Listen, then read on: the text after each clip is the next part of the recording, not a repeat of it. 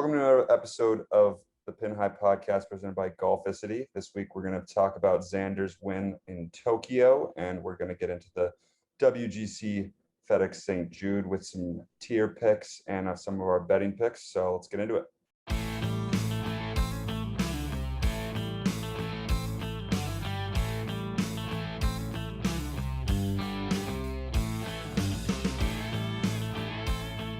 All right, let's get inside the ropes.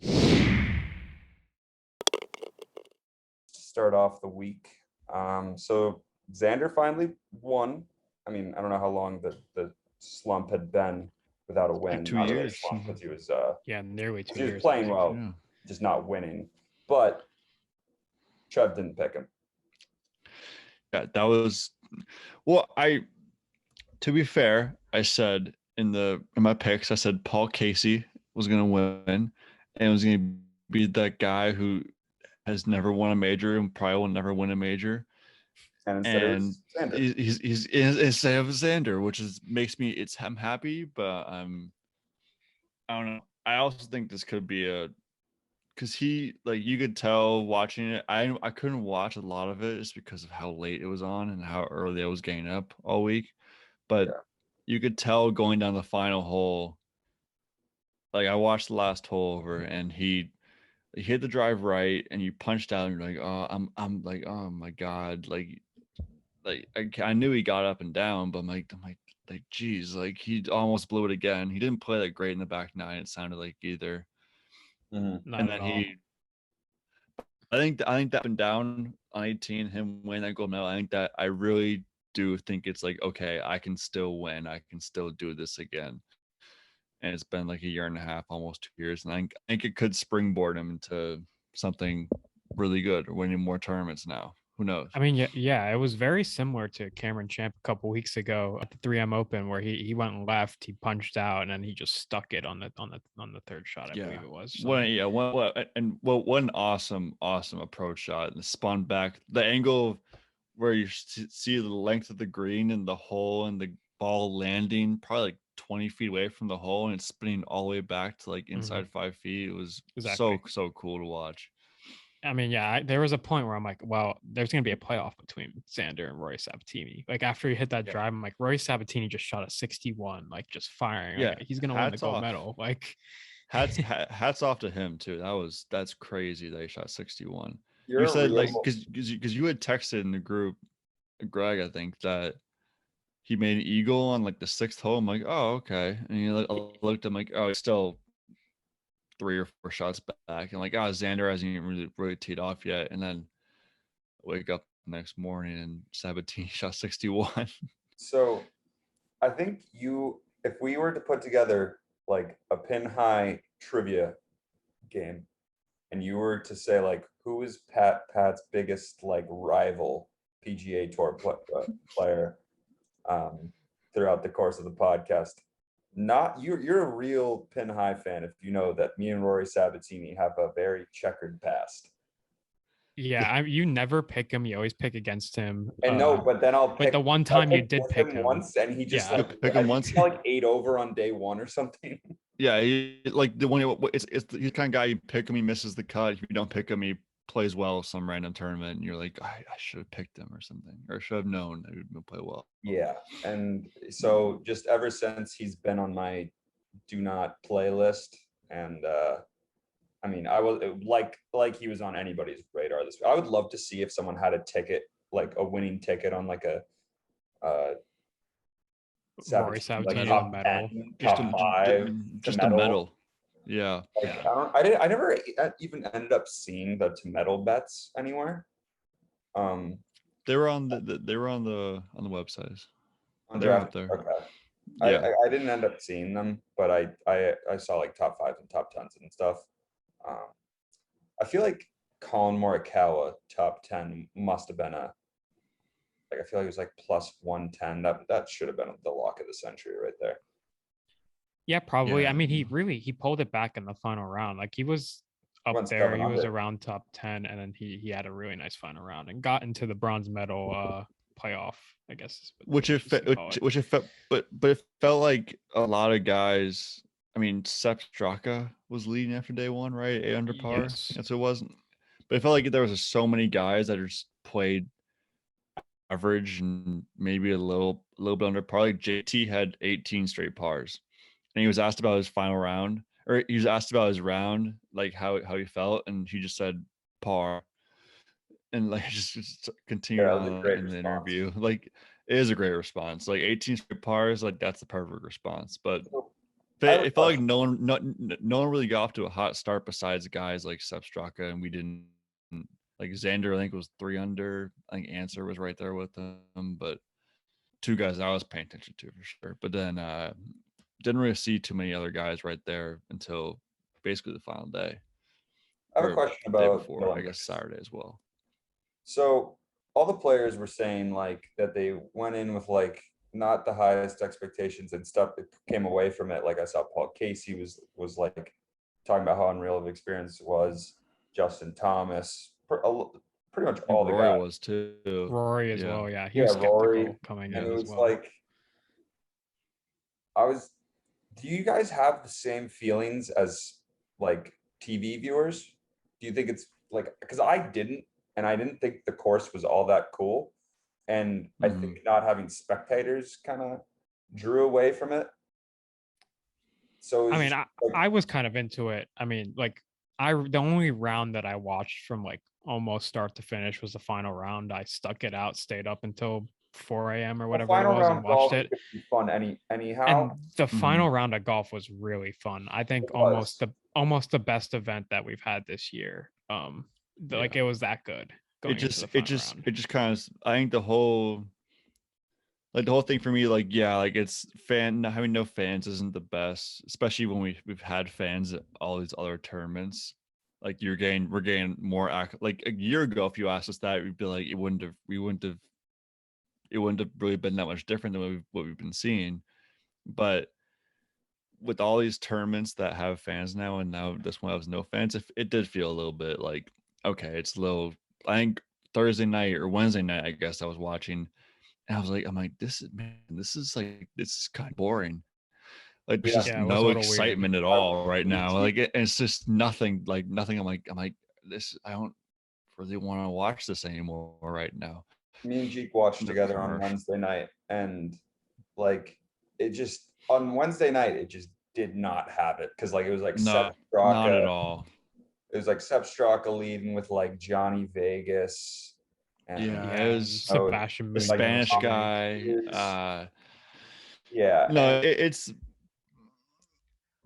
it was just I totally agree with though. Like it's the players. It sounded like the players didn't really want to get up or weren't really super excited for it. And then when they got there, it was like, oh yeah, this means that much more, which I understand that too. I also think for us, I think it's like, oh, it's on at 6 o'clock at night and then it goes till 1 in the morning. That's also unfortunate just for our viewers standpoint, US standpoint. I mean, I will say it was fun watching it on Sunday down the stretch when you know the guy who finishes in third place has so much like riding on him to finish in the bronze medal spot, the silver medal spot. Like, and there were so many guys like moving up and down the leaderboard into the bronze medal spot, out of the bronze medal spot.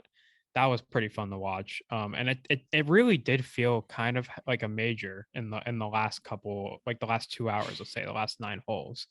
And I think Xander felt that as well when he got to the last 9 holes, made the churn.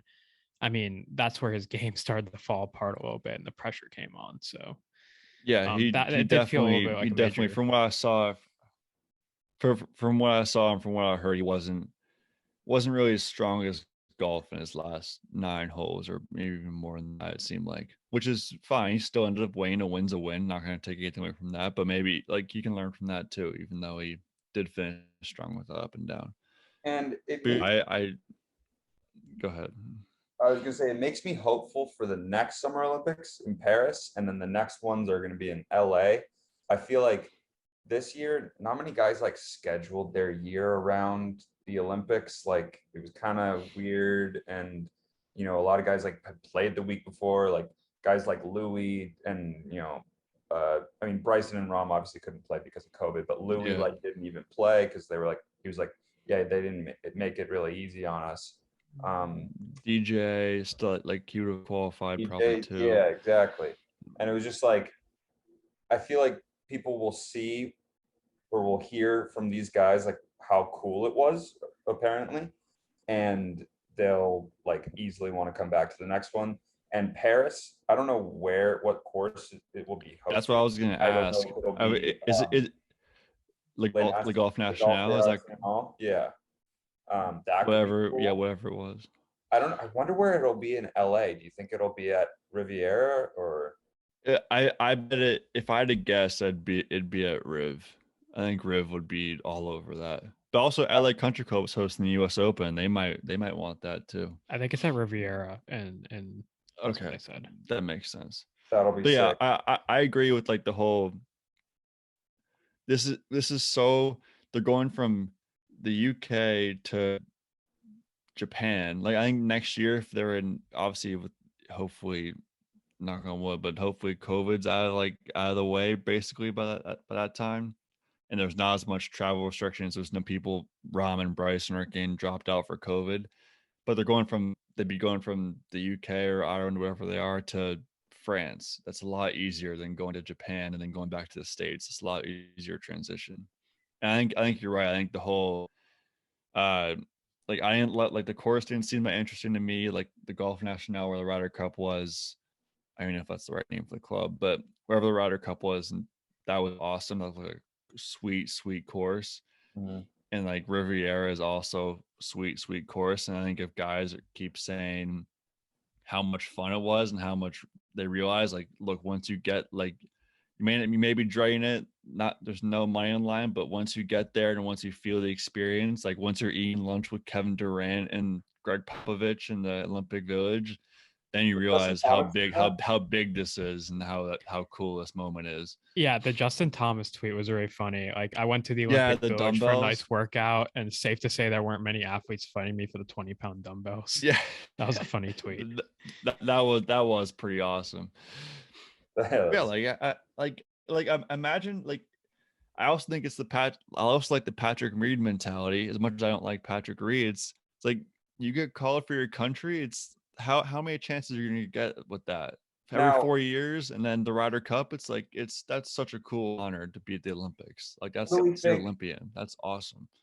What do you think? What do we think they'll potentially? Do you think they do any sort of team aspect? Bring any sort of team aspect into it eventually? I mean, it's really tough. I mean, I posted this in the Reddit.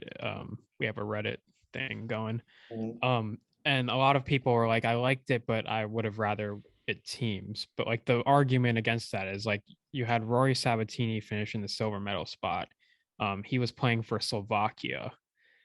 There was no other Slovakia players, and if you look in the world rankings, there's no other Slovakia players within the top 1,000 golfers. So what I thought was like, yeah, I think a stroke play event makes sense. I think match play, like I thought about it a little bit, and like that takes up so much time in terms of like if you're gonna play all day on some days, or if you're gonna have multiple days, and like how many rounds are you gonna do? Like that's a lot.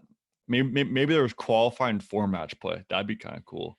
I mean, yeah, a lot of people put out the idea saying like we'll keep the stroke play. The stroke play will stay. Yeah. We'll have stroke play, but there'll also be another event like similar to gymnastics where you have a team event where it's like maybe 2 players from each country playing a best ball, or 2 players from each country doing an alternate shot or something along those lines. Or what about kind of like NCAA championships? They have an individual, but they also have a team. Yeah, and they could do that as well. They like you are Rory Sabatini from playing for Slovakia, and you decide, like there's no other Slovakians, but you can still win an individual. You just obviously can't bring anything. Can't win the team. Yeah, and I mean it's the same thing. That makes a lot more sense. CT Pan finished in 3rd from Chinese Taipei. I don't think there was any other players from Taiwan in the field. I seriously doubt that. Yeah. So like I mean the Americans had 4 players in the field, which was 2 more than anyone else. Like that's the only thing. Like you have to get the field set so that it's the same amount of people. Because the Americans would have won the team event. They had 4 players. So, well, I think though what they mean like I think you could do like the stroke play event and then kind of like what you're saying the NCAA, but make them like it's like kind of like a singles and a doubles tournament in tennis. Like you have the stroke play tournament for the singles, the individual, and you have a double tournament where it's a more of a bracket match play kind of. You can do 2-on-2. Like only have guys like you said that Rory Sabatini wouldn't be in it, but the U.S., Spain, if they have two guys, Australia, Maybe South play 9-hole Africa. matches. I mean, like I Yeah, wonder no, how. not even 9-hole matches. Have like those like top like the certain amount like 16 nations with like the next week like with those guys or maybe even earlier in the week. I I don't mean, know. you could literally Like go that's tough Sunday, to do with Monday, time, but Tuesday, like Sunday, Monday, Tuesday, Wednesday, like team event, and then Thursday, Friday, Saturday, Sunday, stroke play event. But like, I don't know if they yeah, would want to which do is a that. lot. It's a lot. It's a lot of No, it's a golf, lot, but but also like that's the whole like the problem with the PGA Tour schedule. It's like they're almost like it's not like they're expecting these guys, but at the same time they are expecting these guys to go from all right, you're going use in the Olympics, now come back and play the WGC or go from the Rocket or go from the 3M to the Olympics. Like that's tough. That is yeah, tough. And I'm sure but like I said earlier, I think guys might like work their schedule around that and not want to play in the week before or potentially the week after. This one's a WGC, so they'll have to play. But Yeah. we'll see. No, so yeah, I one definitely other agree with yeah, that too. one other thing I want to mention about the Olympics is the bronze medal playoff. Ended up Yep. being 7 guys in the bronze medal playoff, which was kind of nuts. Now they Mhm. missed an opportunity. I think they went off as a group of 4 and a group of 3. They should just went off as a 7-some. That would have been so fun. It would have been Monday qualifier. We would have been watching for hours. I Trying to honestly I find those. tweeted it out on the Pin High account at the beginning of the round, like the way beginning of the round. I said, like, I know it's early, but imagine a 7-man playoff for the bronze medal, Monday qualifier type vibes. And I tagged Ryan French and he like responded with the eyes thing. And literally 3 hours later, this is exactly what we had, a 7-man playoff. So I guess I Yeah. called it. That's You watch the 7-man so playoff?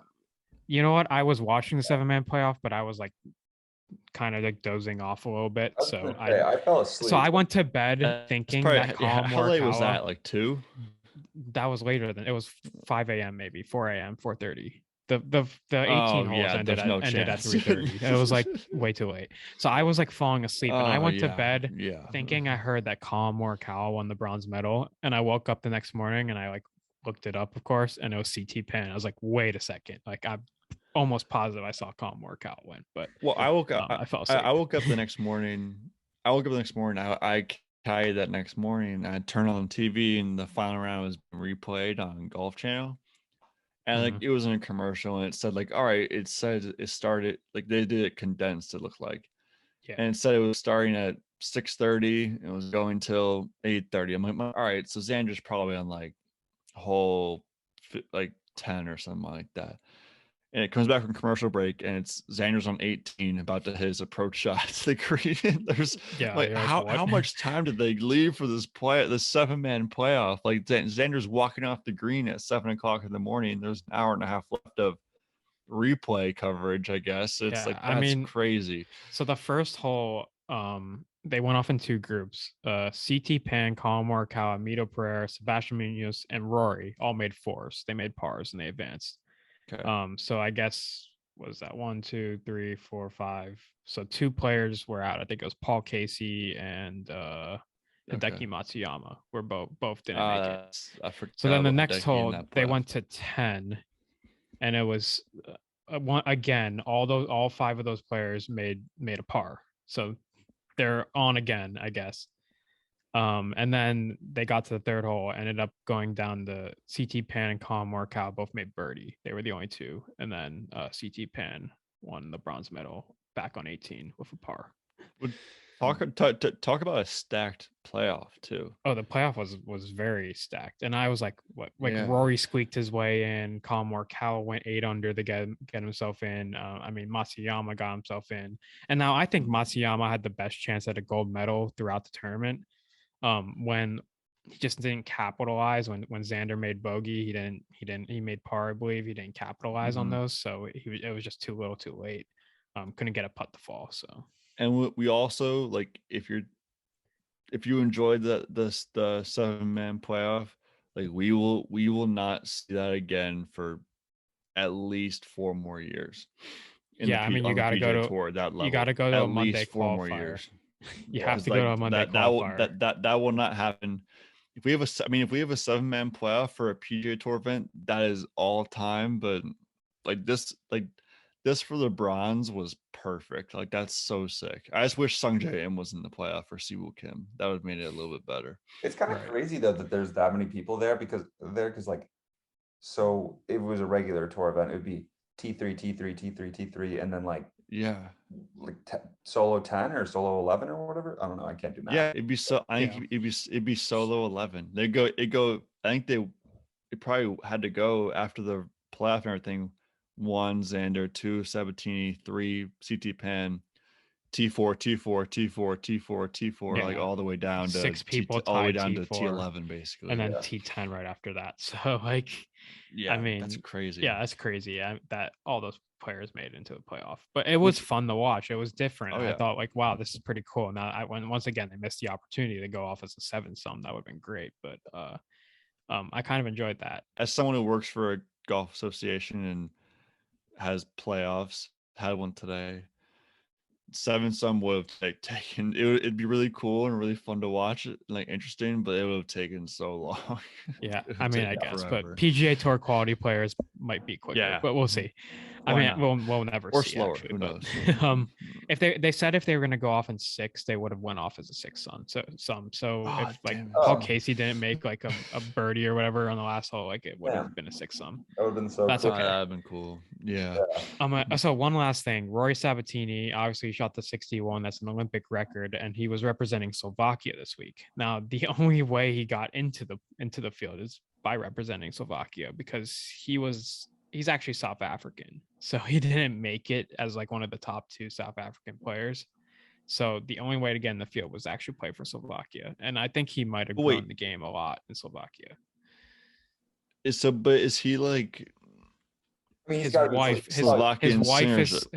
is from Slovakia and he got citizenship, but he's full on South African. Oh, okay. So that's funny. Maybe he had some Slovakian like in his blood. He's full on South African, and that's how he got to play for Slovakia. So I thought that was an interesting thing. And they're talking about how like if the world's watching this and they see him like from Slovakia playing that well, like he's just gonna grow the game of Slovakia. And there's some crazy stat of the amount of golfers there is in Slovakia, and it's like a very low number. The only experience I have with Slovakian golf is watching is being in the group behind Mark Dolezaj, Syracuse legend, at a golf course.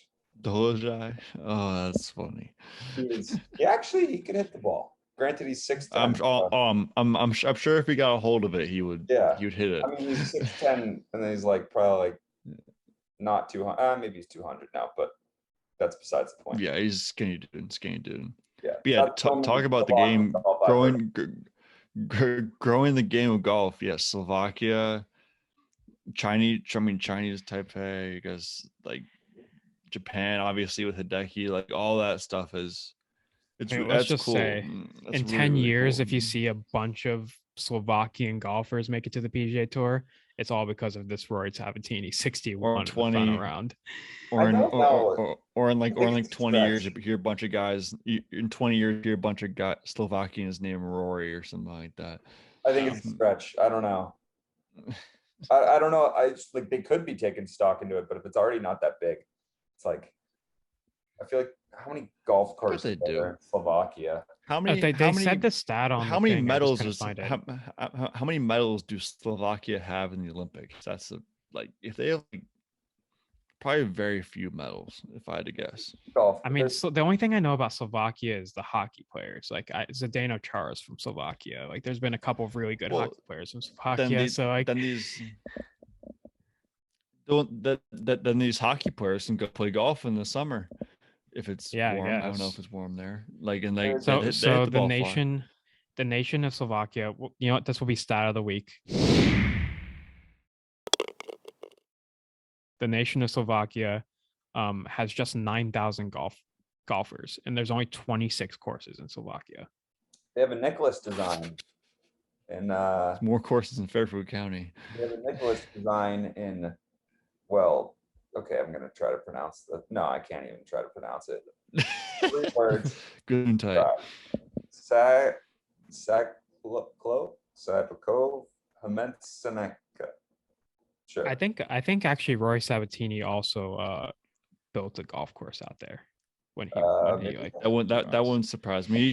If he's really promoted the game of golf in Slovakia, then yes, he should.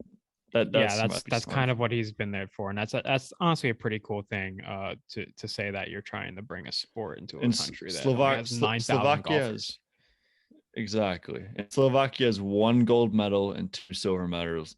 That's it in the Olympics so far. Yeah. So that silver medal is a big deal. That's a big deal in Slovakia. I mean, those 9,000 golfers, I bet they were watching for sure. Oh yeah, 100%. And the fact to say there's 9,000 golfers in a whole country, like there's probably more than 9,000 golfers in the state of Connecticut where we're from. Like in this town, in the town of New Canaan, there's probably 9,000 golfers. Maybe. I don't know. Yeah. Yeah, that's so like what, like a third of the population plays golf. I mean, that's undercutting it in New Canaan, Connecticut. Yeah, exactly. But yeah, I think the overarching like thing about the Olympics is that, I mean, I feel like you didn't get as much of the experience as a viewer as the players did as players, but especially because it was on so late. It's really encouraging to going forward to see that, and like Olympic golf, this was only the 2nd Olympic golf event ever, or I guess fourth. Since however many it was the fourth ever. Sorry, 4th ever, 2nd since 1940. Since like it's going to continue to grow, and 2 really good places going forward, Paris and LA. So yeah, so it is exciting to see. We'll see what happens. Maybe they'll make some changes in the next 4 to 8 years. We'll see. Going forward, the rest of the golf schedule, pretty fire. Yeah, jam-packed. WGC, we have a dead one coming next week. Not great. Wyndham's not great. But, no, it's not. But then you got playoffs. The whole FedEx Cup playoffs. Got the Ryder Cup. I think the 24th of September. Is it only 3 days? I was looking it up because it's only 3 days. I was weird. It's only 3 days. It's really weird. Like, yeah, it is really weird. Well, they also play alternate shot, and then like they play twice a day. They play 2 matches a day, which is a lot. Yeah. That'd be a lot. It's a lot for 3 days, let alone 4 days. Yeah, but yeah, they only play 3 days. And I'll be at the Ryder Cup. That's right. In the Ryder Cup. Right. Be in Sheboygan, Wisconsin. 3 weeks. It's gonna be 3 weeks. So do you guys want to get into skins? Let's get into skins. Yes. With the WGC-FedEx St Jude. We had a lot to talk about with the Olympics. So but as we should. First, a word from Roback first. Yes.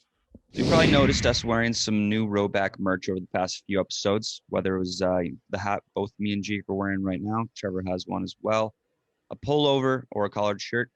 We're partnering with Roback in 2021, and we couldn't be more excited. So head to the link in our bio, add the Roback merch you want, and you'll get 15% off just by using the link. So enjoy and crave activity. So the WGC FedEx St Jude course TPC Southwind, CPT 7328 par 70, which is pretty long course for a par 70, I would say. It definitely does play as one of the longer courses, a par 70. There is a lot of water on the course. Players find it a lot. Number 12 is a hole that there's a lot of players find the water on. I think there was a stat like over 900 balls last like couple years or something, which is crazy for one hole. So ball striking is really paramount this week, both off the tee and approaching. Just some key stats to look at: strokes gained, ball striking, par 4s gained 450 to 500, strokes gained putting as well. And then the previous winners, the last 2 years, it was a WGC event. So JT and Brooks Koepka won it. It was also an invitational a while back. DJ won it. Daniel Berger won twice in a row. Fabian Gomez, Harris English, DJ won it another time. Lee Ben Westwood. So a lot of big names have won this event. Yeah, that's what I was gonna say too. Interesting. Yeah, and like the past 2 years, it being a WGC, Justin Thomas and Brooks Koepka, that's pretty big names, obviously, at the top of the odds list. I remember last year, I picked Tyrrell Hatton because he had like one of the top like water avoidance stats, and he just played so bad here. I'm pretty sure. I wonder. Didn't get cut, obviously, because I wonder if he hit the most water on the course that week. Like I hope he did. dude, I think he like might. I remember I was like tweeting back and forth with Bean Bookie about it, and like Tyrrell Hatton like had kept putting them in. I think he put 2 in the water on like 12 or something like that. Like, oh my god. But yeah, That's so funny. Tyrrell Hatton's another one of those guys I feel like that I pick a lot, and he never does look fantastic, but he's always like underrated. And, yeah, he's always like underrated, and we are like, oh, he's playing sick, and then he realizes he's playing sick on European Tour events and stuff like that, and it just doesn't do amazing on the PGA Tour events. So let's move on to tiers. Yeah. You want to take us out, Pat? I put in Colin Morikawa at the beginning just because, I mean, it's hard not to like mention him with what he's been doing recently. I get that, like, yeah, he's the favorite this week, like 1,200. Just wanted to put him in there because he's had another strong week at the Olympics, and I'm now starting to wonder if any of the guys from the Olympics will have any like kind of maybe jet lag going into this. Yeah. Not sure if that could honestly just be something like people might overthink about, but he had a really good Sunday. Oh yeah, I'm sure they're all flying private back. It is like a 12. Oh yeah, I'm sure they are. But like it is like basically like it probably takes like a day to get adjusted to. You have to think if they're away for a week. Yeah, no, definitely. Yeah, definitely. So it might have an effect, I guess. But he was only going up during the Olympics. He finished with a 7 under, 64, I guess. I think it was 8. I think it was 8 under. 8 under. Did he break the last hole or something? Mm-hmm. Yeah. Okay. So, yeah, another player that we like this week, Daniel Berger. We'll get into him a little bit more later, but he's won this event twice, 2017, 2016. So back-to-back winner. This course fits him really well. We'll talk a little bit more same about course, it later. right? Same course. Yeah, same course. TPC South. Okay. Yep. Another guy in the middle tier, Sky Scheffler, who I will talk about a little bit later, but he's playing great. I think he always plays well in the good fields, and he hasn't. I mean, U.S. Open, PGA, the Open, like I feel like he's always right. He's always been right there. He's top 10 in all 3 of those this year. He does really well in good fields. Yeah, he does. Like he's like a lesser version of Xander almost. Not as close to winning, but really good. Yeah, I mean he's super young, so yeah. Also, I get what you're saying. Yeah, but he's kind of due for a win. All these young guys are winning on tour now. Like it's kind of crazy that like Colin Morikawa with the 3 wins and like 2 majors. It's kind of crazy. I feel like but I also feel like for this group, like this year, there hasn't been a young guy really breaking out. Maybe I'm completely wrong and I missed someone, but no one like a Scheffler or Hovland or Wolf. Like none of those guys. The next guy on the list. Yeah, Mito Pereira, yeah. Next guy on the list was Zalatoris, who's on our list for middle tier. I think Pat put him in here, but I'm assuming you like him because of the ball striking. I like him because of the ball striking. Yes, he's had a pretty rough go at his past couple of events. You know, WD at the Open, 77 at the Rocket Mortgage, cut at the US Open. But I mean, if there's going to be a place where he's going to get back on track, it's not like he's all of a sudden turned into a trash golfer. He's just turned into a trash putter. Yeah, well, pretty much the last couple of weeks. What I was going to say is I'm sure he's had plenty of time since the Open Championship to get his, what is his back, or that like he like tweaked his leg. Yeah, because he like it was weird. Stomping out of the rough or something, or like the fescue or something. Jam do it. Yeah. So I'm sure he's had time to recover from that, work on his stroke. And Will, if you're listening, just don't watch that video. Just whatever you do, don't watch the video of you missing that putt. Yeah, we don't need to analyze that one. Just forget about it. If you want to play good golf, don't watch that video. Anyone out there, don't watch. So let's move on into the lower tier. Speaking of guys who aren't really great at putting this season, Sergio Garcia, not having the best putting year. And the last couple of years definitely hasn't been the best putter, but he is 7th in strokes gained ball striking. He's 3rd in strokes gained off the tee. So like if he does have an above average putting week, he's going to contend. And I'm looking at the odds. He's pretty low down, so he's into the lower tier. Yeah. And then I also put in Cameron Champ for the lower tier. I just think like maybe he's figured something out mentally as well as in his game, obviously, and he's putting as well. And putting's kind of been the issue before in the past. Yeah, you talk about Sergio. If he has a hot putter week, like that's exactly what Cameron Champ did 2 weeks ago. Yeah, it's not uncommon. Like all you need is one good ball striker to have one hot putting week, and they'll be right up top of the leaderboard. There are so many, like I feel like so many good ball strikers out there that just aren't very good putters. And they're all just like so able to win a golf tournament by like 4 strokes, just because if they get hot with a putter, because they're they're PGA Tour players, obviously they can do that. They're dangerous. So, so let's get into skins. 2 skins on the line this week. Both Jeek and Trevor's bets hit. Mine was a unfortunate bad beat and finished T22, I think. Yeah, Sunjam. Also, all 3 of our winner picks finished T4. They were all in that bronze medal playoff. So damn, if only one of them made it actually. We should have predicted our podium last week. That would have been kind of fun. I wish we should have went back and done that. None of us would have been right. No one would have picked Bryce Abedini and CT Penn. So I probably would have been if we had the Xander probably would have been on your silver medalist. Would have picked. Yeah, he would have been silver medalist for sure if we did the podium. Yeah. So I'll start with my pick though. Like I said before, I'll go Scotty Scheffler plus 2,800. I think he's gonna break out at some point. This could be a tournament. He's playing great in good fields. Like I said, top 10 in the PGA, the US Open, and the British Open, T18 at the Masters. So hasn't missed a cut in a while either. Like he's right up there with the big boys. He's gonna win at some point. And I'll go with my best bet, Joaquin Niemann over Adam Scott, minus 120. I don't know how Adam Scott, he obviously didn't play at the Olympics. Niemann played solid, finished top 20. So I feel like Niemann's just overall better quality player at this point than Adam Scott is. Like I couldn't remember last time I heard from anything great from Adam Scott. And Niemann's everywhere. So I like all of our matchup picks this week. We all have one. I'll get into my picks, I guess, on that note. I got Victor Hovland plus 2,800 to win this week.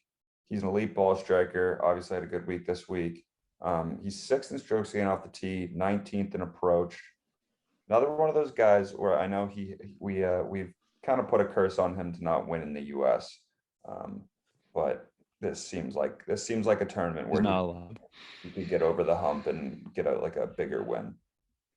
And then I also have my best bet as Corey Connors minus 120 over Ian Poulter. This almost seems like a trap. I know, because like obviously Corey Connors is coming over from Tokyo. Poulter's not. Poulter sneaky puts together a good week sometimes, but I just think Corey Connors in a week where we talk about like ball striking being like more important than in a week like that it might be at the 3M Open where it's much more open. I think this is a good pick, especially at mine. You talk about ball striking. Corey Connors is like one of the first names that comes to mind, and Poulter is not the first names that comes to mind. Corey Connors, if you say ball striking, it probably he comes to mind before Colin Morikawa for some reason, even though Colin Morikawa was a better ball striker. But he's top 5 though, like by ball striking on tour. Yeah. So like right up there. Yeah. And Poulter is definitely not. So yeah. So again to my picks. My winner, kind of going with the safe pick, Daniel Berger. He's 22-1 this week. He won the St Jude Invitational in 2016 and 2017. Like I said, he's 12th in ball striking. 14th in strokes gained approach. I think this course is pretty much made for a guy like him. I mean, he avoids water. He's a very good ball striker, like I mentioned. He's coming off a T8 at the Open. He also has a T7 at the U.S. Open. So he plays well in these big events with really good fields. I just love it this week. I don't know why. I just do. And then my best bet. I'm going a little ballsy here with the best bet. Louis Oosthuizen -120 versus Dustin Johnson. Now DJ's won at this course a couple times, so that's why it's a little uncertain. But we all know what Louis's done this year. He's been so good in the majors. He was good last week in the 3M Open. DJ hasn't had his best year. He got cut at the 3M Open. I mean, he has been playing a little bit better as of late. So this isn't just a gut pick, but I feel like Louis might finish pretty high again this week. So we'll see. Well, I think the thing that's working against you here is I feel like DJ could play like not terrible, but like meh the first 3 days because there's no cut, and then just come out and shoot like 62 on like Sunday.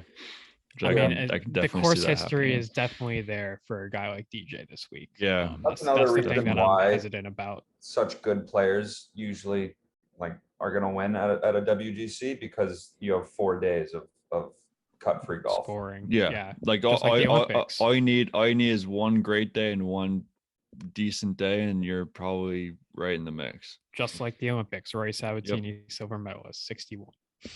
Yeah, 61. And then first round leader, I put in Paul Casey plus 2,800. Just kind of feeling it. He's also a ball striker. He had a pretty good week in Tokyo, so I mean, hopefully jet lag's not a big thing coming in the first round. I didn't think about that. We're factoring a lot of players that hopefully not have a lot of jet lag. Which, again, we can never tell how much that actually plays into and who that plays into. I think I wonder if there's a good wonder if there's a good first round matchup with somebody who didn't play in the Olympics versus somebody who did, and maybe you fade.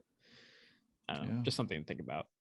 And then, so we're just going to real quick go through some Barracuda championship picks, just because why not? I got Brendan Steele 70-1. Just one of those guys. Brendan Steele, I feel like you can easily see winning an off whatever. What's it called? An off week event or? Off field. I don't know. Whatever. Brendan Steele. Alternate field event. 70-1. Goddamn. Mm-hmm. Ches 40-1. Our guy. We haven't talked about it in a while, but played well. Our OG guy. Yeah, he played well at 3M. Yeah, and then I'm gonna go with Mito Pereira. He's 16-1. He's coming off a T4 at the Olympics, a T6 at the 3M Open, T5 at the Barbasol. He could really win this. And he's also he's won recently on the Korn Ferry Tour a couple of times to like boost up into the PGA Tour. So I mean, he's been on fire lately, and I could totally. He's just like kind of fits the profile of somebody who could win one of these events. He's literally 26 the years second old. coming of Will Zalatoris. Yeah, I mean, we called this weeks ago. 2.0. Like weeks ago. When, I think Rocket Mortgage Week, we were all over this guy. And I mean, he got cut at the Rocket Mortgage, but then he went on a absolute rampage. We called Zalatoris, and we're calling this now too. Yeah, we're just really good golf scouts. Basically, we should be golf scouts for a college team or something like that. Yeah, you just see Pat standing out behind the golfer with like the radar gun, just like shooting him. He's like, he's gonna be a stud. I think the Okie State Cowboys need us to. I think I can. I can go to their team. I can be the minister of morale, and I can even out the vibes. Yeah, I'm sure they need that with all the firepower they've had coming out of their school the last couple of years. Going to Ricky's backyard every night probably for practice. Exactly. He's kind of the minister of morale for them. Yeah, I was about to say you better be careful. Ricky might be 100%. I could be his job of morale.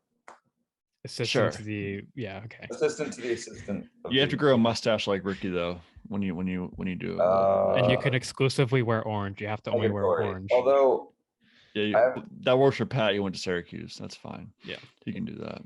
I'm good in orange. There's some orange right there. Yeah, that's true. Yeah, so let's get in the clubhouse, I guess, to end the week. is there anything we really have to do this week in the clubhouse? I don't know. I have another Olympics question if you want to. Okay, sure. Yeah, go One ahead. question. How would you compare or rank the Olympics in would you consider it up there with the major, or would you consider it kind of like lower I mean, end? this year was different because obviously no fans and the time difference just made it Mhm. really hard to watch. Yeah, I think in no, a I normal completely year, if understand there's that. fans, the golf course is good, and you have the star-studded field still, and all the factors were better than they were this The year. I field, think I would put it up probably right underneath the players. So I think the four majors, the Okay. players, and then the Olympics. I think that's pretty fair. I And will Trail put the Course. Ryder Cup. actually- I would put the Ryder Cup above the Olympics, and right after the Oh four yeah. majors. I put the Cup up there, like right up there with some of the with like the majors. majors, yeah. That's Yeah. But like, I agree with that player's take. Yeah, I put it right after the players. Yeah, because I think the players. I think if it's in LA, when it's in France 4 years, or I guess 3 years now, like I think it'll be better because at least it'll be kind of like the British Open where it has the opportunity to like rise from Jeek's take though. Oh yeah, absolutely. I mean, like I said, if the draw is good and they get top players every year, I mean, this year could have been really different as well because you kind of forget that John Rahm and Bryson were forced to withdraw. So like, yeah, and could like have been even more field, different. You could have had Xander, John Rahm, and Bryson on the podium. Yeah, and the field isn't like depth wise, like the variety of quality of players I feel like is so great. Like there's the guys from that guy from Finland was leading after like at one point on the first round. Yeah, like with the long Valasaki or hair, whatever his name is. looked like Kyle Berkshire with that Little bit. long hair. And then but like you have that quality, then you have Rory, Paul Casey, Morikawa, and Hideki all competing for a medal. At the end, two players from Chile, Neiman and Pereira. Like yeah, like there's the such good players from all over the world. No, but and like that's so true. And then the vast quality. There's the top players, but it's not all the top players. But you can tell based off the last two Olympics that the top players really, really rise to the top. Maybe a guy like Sabatini plays amazing one day, or a Sepp Straka does what he did. But it's if they get good players and they play well at the golf in like France and LA, and we can actually watch on TV, not at 4:00 in the morning. I think a lot of people would watch, and with fans, that's a big deal too.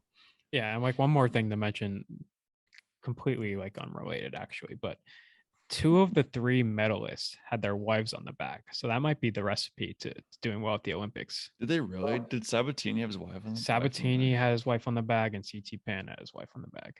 CT Pan's always had his wife on the back. Yeah, he has. I remember he was coming down the stretch at either the Wyndham or the Greenbrier. And he was like carrying his own bag. Huh. Yeah. I know that. Is CT Pan's wife taller than him? Because he's like, isn't he like 5? I don't think so. No, she's not. 7. He looks tiny. I don't know why. Yeah. Tiny looking. Yes. So we got to entertain. Oh, also before we wrap up, we didn't even mention Jordan Spieth this week. I think Jordan Spieth easily has a shot at the title. Oh yeah. Yeah, we kind of do have to mention him every week. It's kind of like the Brooks Koepka and majors, like Koepka. Just gotta mention. Yeah, Koepka's one here. Spieth and Koepka for sure. I wouldn't be surprised if Xander won again. I wouldn't be surprised. I think this is gonna kickstart something. We'll see. We'll the see. high of winning We'll an Olympic gold. It's tough to go back to back. We'll see. That would be very difficult to do, but anyway, it would be very difficult. Next week will be the Wyndham. That could be a short episode potentially. We'll see. But then we got the FedEx Cup playoffs, and that's gonna be some kickoff to some really fun golf. So we'll see you next week.